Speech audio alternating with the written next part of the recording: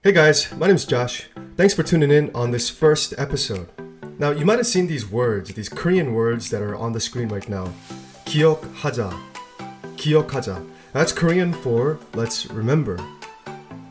And that's exactly what I hope all of us will do. I want to take us all on a journey to look back into the lives of great men and women of faith. And before you decide to zone off, hear me out. Why should we remember Korean church history? 3 simple reasons. The first one, so we can learn from it and win. We can learn from our past because history repeats itself. It goes in a cycle. Trillions of people have come and gone on this earth. Someone in those trillions struggled in their walk of faith or in their life in similar ways that you're struggling today. You can learn from them and you can win. Number 2, it shows us the power and faithfulness of God. That's right, he didn't go radio silent after the book of Revelations. He was never gone, he was always there, and he's moved through hundreds of people throughout history. He's moving even today. Don't you want to be a part of that? And finally, number 3, it gives us a new appreciation for the church and the gospel. Thousands of people worked hard to build up the church. And by church, I mean the collective body of Christ. They gave their blood, sweat, and tears to protect and spread the gospel. By seeing their efforts and struggles and victories, I hope that we will have a new appreciation for these treasures that they have left behind for us. Alright, so this will be the first in a series of videos that will talk about the missionaries that came to Korea and the very first Korean Christian leaders. It's a lot of information. I plan to split the videos up into 3 phases. The first phase will show how the gospel came to Korea and will lead us into the great Pyongyang revival of 1907. So stay tuned and enjoy. Korea was one of those unreachable people, unreachable nations. It was relatively unknown until the 19th century, late 1800s. So how did the gospel reach the Korean people? One man basically acted as the pebble that caused ripples in the pond. And we can still see the effects of that ripple even to this day. If you've ever been to a Korean church in any part of the world, or if you've come across a Korean Christian, then you are basically looking at his legacy. This man lived a very short life, but he left a tremendous legacy that is growing even to this day. Let's take a look. The story of our hero begins in 1840. He was born in September 8th, 1840, in a small town called Rhyadr, which was in Wales, Wales being part of the United Kingdom, or at the time, the British Empire. He was the son of a congregational minister, and he basically grew up in the church. He was a PK, pastor's kid, but he grew up as a pastor's kid, growing up in the Christian faith. To talk about his education, he went to New College, which was a part of London University. Which brings us into the next section of his life in 1863. Very, very eventful year. Sometime before then, he met and married the love of his life, Carolyn Godfrey. They were expecting. At the same time, he graduated from New College in London University with a Bachelor of Arts. He was also ordained as a minister of the gospel at his home church, which was his father's church in Hanover. Both he and his wife felt a divine calling to mission work. They joined the London Mission Society in that same year, all of this happening in one year, and eventually they decided they planned to go to Shanghai, China, in Shanghai. No, Shanghai is in China. And this is crazy. This was a crazy thing for the people around them. It was a big question mark. Why would he do that? He was a man full of promise. He was very linguistically gifted. Apparently, he could pick up languages really quickly. Of course, this came in handy later as a missionary. But his wife was also expecting. So Robert and Caroline Godfrey, with their unborn child, took a 5-month voyage to Shanghai, China.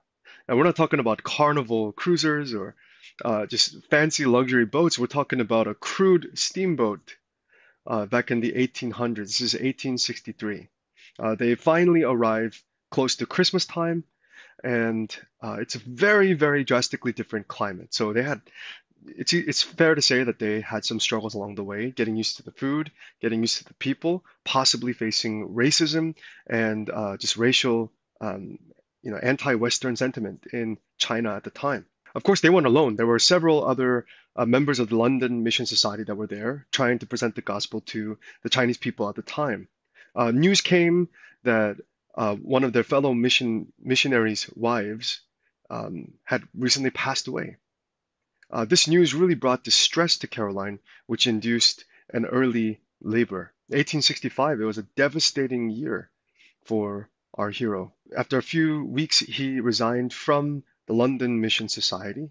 He decided that he needed to cool his head a little bit. He took up a job in customs because he was linguistically talented, as we talked about, was able to speak multiple different languages. And so he was transferred to a trading post in a city called Chefu. Now, forgive me if I'm pronouncing that wrong, but Chefu was a city in the Shandong Peninsula, which is very, very close, if you can see in the map, very close to the Korean Peninsula, the Kingdom of Joseon. While he was there, he came across several different people of all different sorts of racial backgrounds. He eventually comes across two men dressed in white, wearing wooden necklaces around their neck, wooden cross necklaces. Not just any necklace, but wooden cross necklace. These men were able to speak Mandarin, but they were also speaking a strange dialect that he had never heard before, which brought him to question where are they from? So he was able to find out that they were from a mysterious kingdom called Joseon. He decides, and he hears, okay, brings him to the decision to go follow these men back to their home country was the fact that there were hundreds and hundreds and billions of people, sorry, not billions of people, we're not that big yet, but just hundreds and hundreds of people that had not heard about the gospel, that had not even heard about just Christianity at all. Suddenly, the grief and the guilt in his heart from the loss of his wife and child were gone. He felt a spur, he felt a desire to follow these people and present the gospel. Now, they gave him a fair warning. A little bit about Joseon at the time. It was not the most friendly, open country at the time. The rulers of Joseon were very fearful of foreign powers, especially Western powers, because they had seen what had happened to China when it opened doors to Western powers. The rulers of Korea did not want that to happen to their kingdom. So they banned all Western literature. Any kind of Western influence was banned. Anyone found with it would easily be executed, sometimes even to the third generation. They enjoyed doing that. Third generation. Okay, they didn't enjoy it. It's just a common punishment. Knowing the dangers, okay, he still decided that this is what he was going to do. Robert Thomas decides to take a solo mission, and he follows these men back to their home country of Joseon. If you look at the map here, the area that they were traveling through is called, they went to this river called the Taedong River. It looks like Taedong, it might have some different pronunciations there, but it's the Taedong River. And Taedong River flows into, yes, you see it right there, Pyongyang. Now, you guys probably butcher that a lot. You may have seen it on the news a couple of years back, Pyongyang, or you might think of a certain dictator, but Pyongyang was a major city at the time. Major city today, major city back then. And basically, Robert Thomas and his companions, those two Korean men, they were traveling through different villages. We're told that he was able to pass out several Chinese Bibles before, they were in danger of being caught, so they had to come back to Chefu. But Robert Thomas was already in love with Joseon. He already had a heart for these people, and so he had planned to go back. So in the year 1866, he finds an opportunity to go back to Joseon, back to Pyongyang, through a gunboat. It's a military envoy ship called the USS General Sherman. Of course, the Korean government the Joseon government had already heard about this approaching ship, this USS General Sherman, and yes, it's a United States ship. But several warning shots were fired, cannon fire, arrows were shot, telling them, hey, go home, back away, don't come any further, blah, blah, blah. They kept going. They kept going. It was struggling to go through. It couldn't turn back. They ended up crashing into a sandbar So the boat was stuck. It was a gunboat full of gunpowder.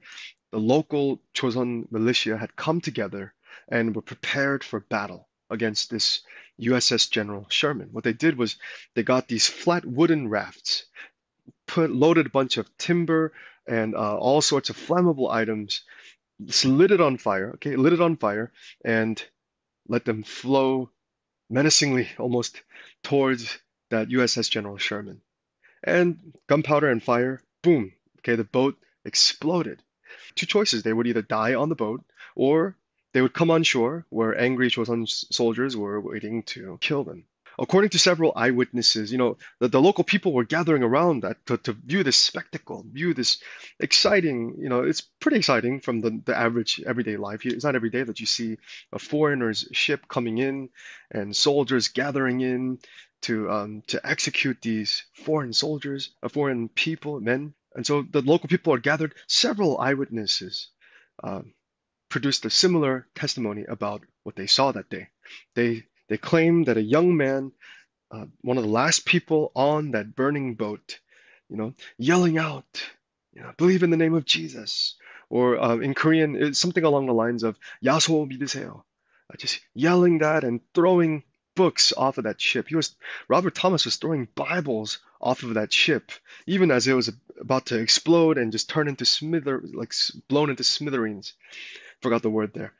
And we fast forward, he comes on shore. Every other person that has come on shore, they were just killed, executed on the spot. No trial, judge or jury, just gone.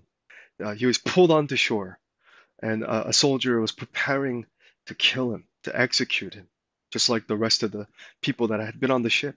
Before the sword of that soldier came on him, he pulled out one last Bible from his jacket and offered it to the soldier that was about to take his life. Of course, the soldier didn't know what was going on, but he could probably understand that it was a very valuable thing to this man, that a book would be the last thing you would want to give to your enemy. Yet this man, okay, who had been carrying this as a precious cargo, was handing it to him. We're going to talk about the executioner later and a couple of the other eyewitnesses. They are key players in what happens next. Robert Thomas dies on the spot, and we see here this is a reimagined. This is a picture that painting that kind of reimagines that situation, probably drawn several years later. It kind of recaptures the moment. We see Robert Thomas here in the middle, head bowed, ready to return to his maker. He was executed, buried on the spot. And you would think the story ends, right? If the story ends here, that's a very unfortunate life.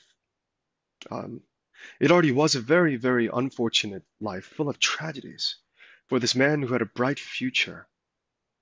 Some may say he was reckless for doing that, but if you don't know the entire story, if you don't know what happened after, you might think it was a very pointless mission. So it wasn't a pointless mission, and we're going to find out in the next video. Thanks for joining in on this very first video in a series that I'll be doing on the Korean church history. And I want to really encourage you guys, because the Korean church history, there are so many amazing stories. We come from very glorious roots, extraordinary roots, and I just really wanted to share that with all of you. So please do join in, leave a like, leave a comment. If you can subscribe, that'd be even better, and we'll see you next time. Thank you.